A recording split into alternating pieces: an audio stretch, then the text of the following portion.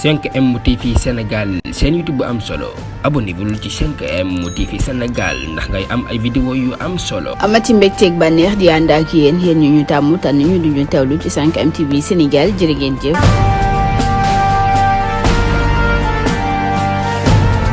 suñu mbokk internet ci 5M TV Sénégal jaajëfal nañ leen bu baax a baax ci ànd bi ngeen ànd ak seen chaîne bi di fi tatane xibaar ñu àddu rek ci lu ñeel xibaar yi sax mbiru politique opposition sénégalaise bi le rek daal di dajaloo doon ab say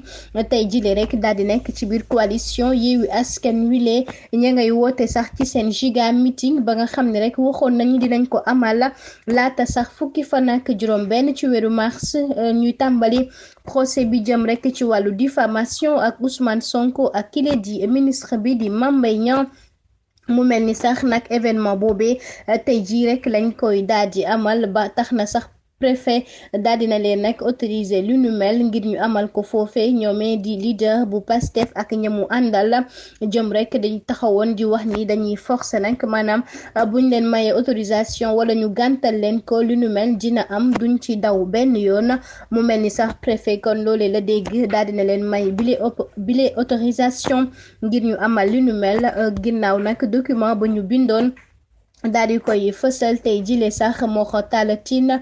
moomee nag ginnaaw gi sax la wax ni ñi nga xam ne ñoom ñoo signé ci document yi le mooy nag Cheikh Kébé Mamadou Lamine Sané ak madame Mame Mariama Diary bu section communale bu Parcelles Assainies bokk ci parti Pastef ñoom ñoo daal di signé rek ci lettre d'information boobee nga xam ni mooy fësal ni ñoom rek dañoo bëgg amal rek ab rassemblement.